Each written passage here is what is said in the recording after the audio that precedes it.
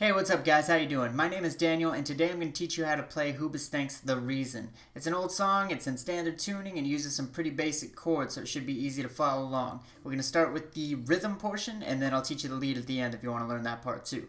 So here we go. Alright guys, for the verse we're going to be using the chords E major, C sharp 5, A5, and then B11. And I'm going to show you the strumming pattern in a second and what order they go in. The strumming pattern for each chord is going to be down, down, up, down, down, up, down, down, up, down, up. And you do that strumming pattern twice for each chord. So it'll sound like this for the first chord, which is E.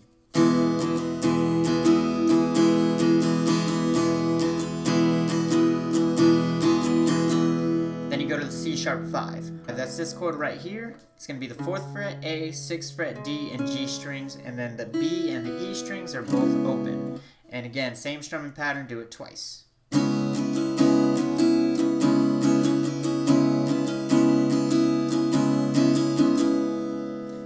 you go back to E major, do the twice again, back to C sharp 5, do that twice again, and then you go to an A5, and that's the 2nd fret of the D and G strings, and the rest are open, but mute the low E string. The bass note is going to be the A string open. And then same strumming pattern.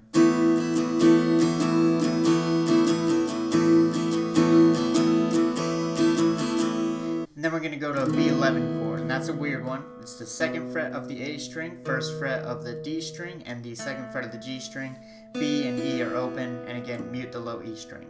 And it's going to be the same strumming pattern.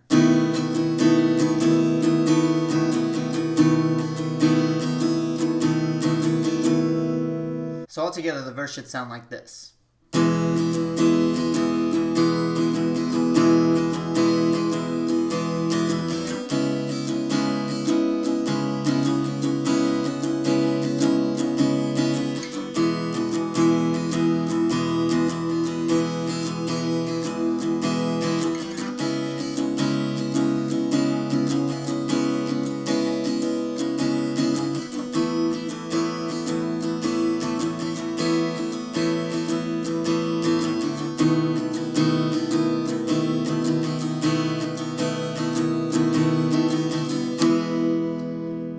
E major starts the chorus. And one note I want to make for the intro just before he starts the verse, after you hear this part, you're actually going to strum the E major chord with that same strumming pattern once, and then start doing the verse. Now onto the chorus, it uses the same chords, so E major, C sharp 5, A5, and then B11. You strum each of them twice with the same strumming pattern, but unlike the verse, you don't have to do E, C, sharp 5, E, and then C sharp 5 again. It's just the chords in that order. So the chorus sounds like this.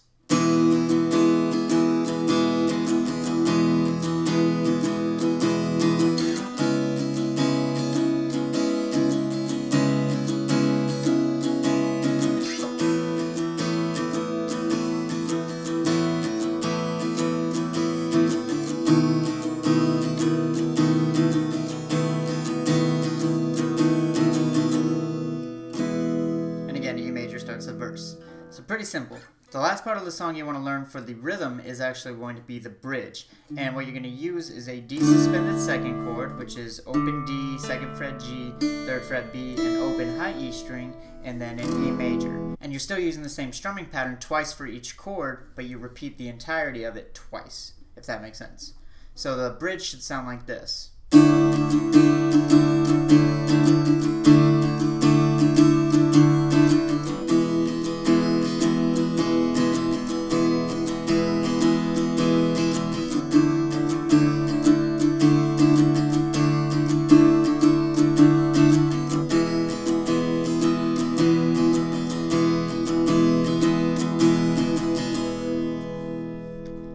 that's how you play all the rhythm parts. Now I'm going to show you how to play the lead, which I'm sure a lot of you wanted to learn in the first place. So here's what it's going to sound like.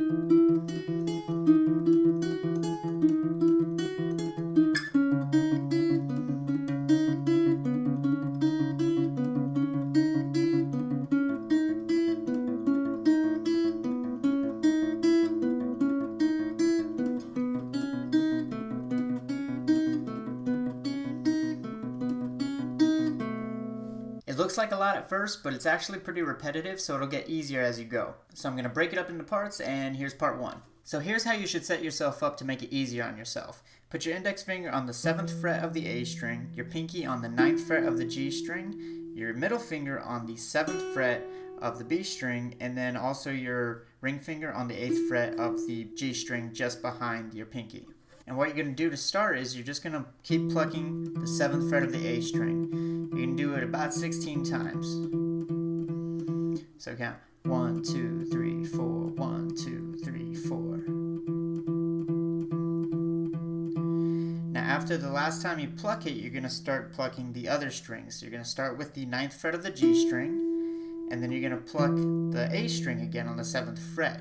And each time you pluck one of the other strings, you're going to want to pluck the 7th fret of the A string in between. So again, you start with the 9th fret of the G string, and then 7th fret A, because that's your in-between note.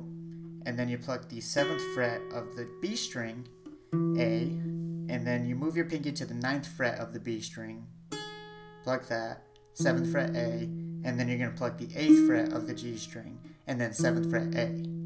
Now for the first verse, you're going to play this 8 times because it includes the intro.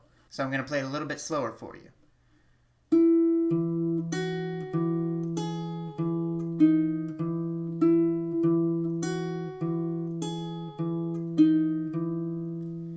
A little bit faster.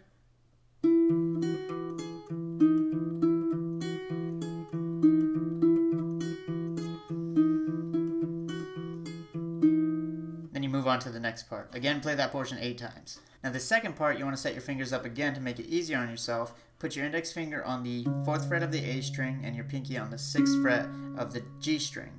You're also going to want to try to get your middle finger on the 4th fret of the B string, and if that's too difficult, you can move your fingers between each note instead. That's what I do. So when you get down here, you're going to pluck the 6th fret of the G string, and then the 4th fret of the A is going to be your in-between note. Again, between each of the other strings, you want to be plucking that A. So, 6th fret G, A, 4th fret B, A, 5th fret this time on the B string, A, and then you're going to go to the 4th fret of the G string, and then A again.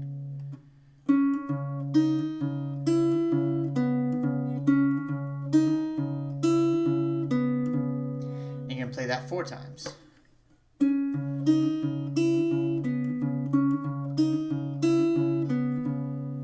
After that, you move back up to the 7th fret, and you're going to play this part 4 times again. And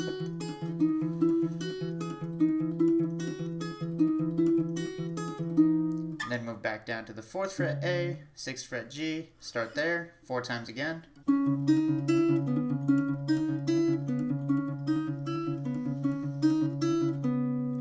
Now this time you're going to stay right here, but your bass note's going to be the open A string instead. So you just take your index finger off the 4th fret, leave the A string open, and you're going to do the same pattern as you did with the other strings. So 6 on the G string, open A, 4th fret B, open A, 5th fret B, open A, 4th fret G, open A.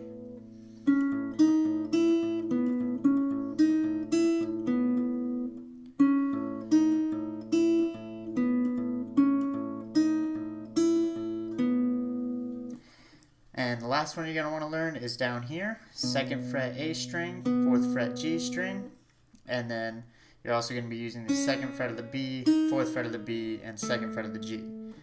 And again, now your in-between note is going to be the 2nd fret of the A string. This one you also do 4 times. It's going to be 4th fret G, 2nd fret A, 2nd fret B, 2nd fret A, 4th fret B, 2nd fret A, and then 2nd fret G, 2nd fret A. 4 times.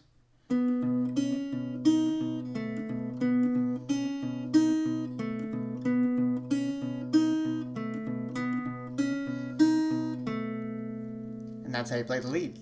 As always, guys, thank you for watching. You know how much I appreciate it, and thank you for being so patient with me over the last week. If you haven't seen my last video about me giving away the AnyTune Pro app, I highly recommend you check it out. Go ahead and leave a comment, subscribe, and like that video, because that's how you're going to get entered in a chance to win it. It's a great app, and I still use it all the time. I used it for this song as well. I'm going to try to have another video out in the next 2 days. Thank you, Alejandro Crespo, for requesting the song, and sorry if I mispronounced your name, but I'm terrible with that kind of stuff. So as always, guys, thank you for watching, and I will see you next time.